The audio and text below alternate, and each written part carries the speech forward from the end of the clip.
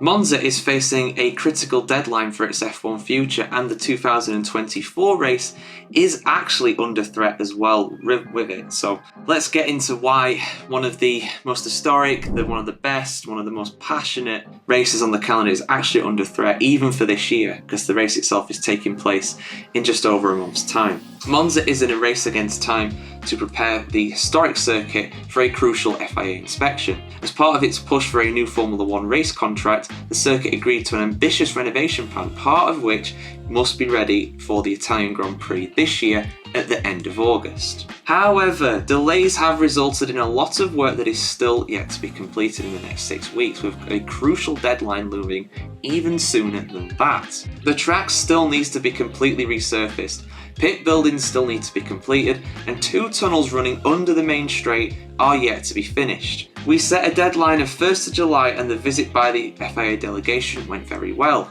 The Italian Automobile Club boss Angelo Damiani said the work was highly appreciated and there were some small suggestions on details. The next step will be in the inspection on the 1st of August, he added. I just want to mention that the Italian Grand Prix takes place at the end of August. It's the first race after the summer break. We've got Hungary that's just gone, then we've got Belgium this weekend coming up, and then it's a 4-week break, and the Italian Grand Prix is after that. So it's going to be a very tight deadline. If anything comes up that is not quite up to scratch, that is going to be, very worrying. Very worrying indeed. Let me just go into more about what he said after that, Angelo. He said, the 2025 edition is the last race in Monza's existing F1 contract. So after this year, they've got one more. And then after that, it's unknown. And we saw a similar thing as well with the Belgian Grand Prix, which is also where his contract's up at the end of 2025. So both of those races, Spa and Monza, both in doubt. Angelo went on to say, we have a very narrow window to renew our contract with F1.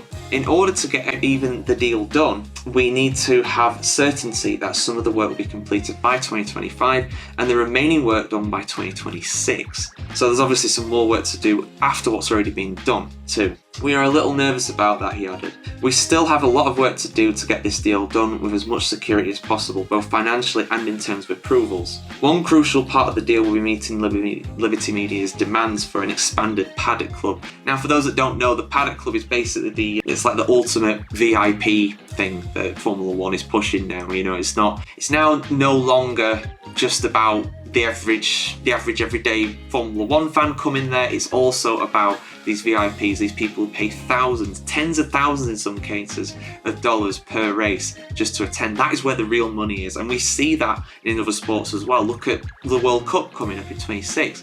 The largest stadium at that World Cup is the Azteca in Mexico City, but the final isn't being played there, nor anything past the quarterfinals, I believe, is being played there, just because I think it's the MetLife in LA, like a huge stadium that's modern and has the final, just because it has more hospitality facilities. This is Formula One's hospitality packages, basically. Anyway, I digress. He went on to say as well, we must allocate an area of approximately 5,000 square meters, including the press room.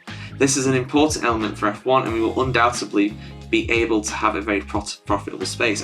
But this is the thing as well, they're saying that this is going to be profitable for Monza, and I'm sure it will be, but the side of it as well is that when they come to renew that contract for 2026 onwards, the race organisation fee will go up. It's going to keep happening. They've even make Monaco pay for their race now, something that never used to happen before. They used to have the only free deal in the sport, but here they are.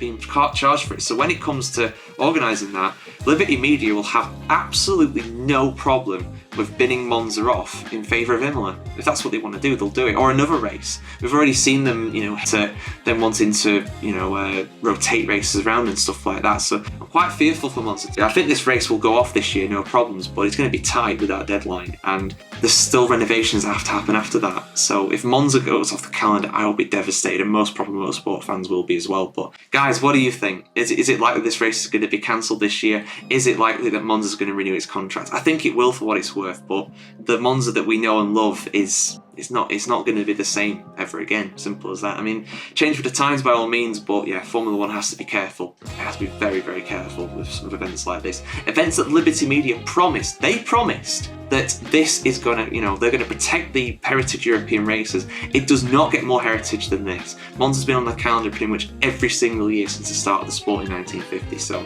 let's see what happens, guys. I'm cautiously optimistic, but I've definitely got reason to be pessimistic as well. So yeah, let us know what you think in the comments below.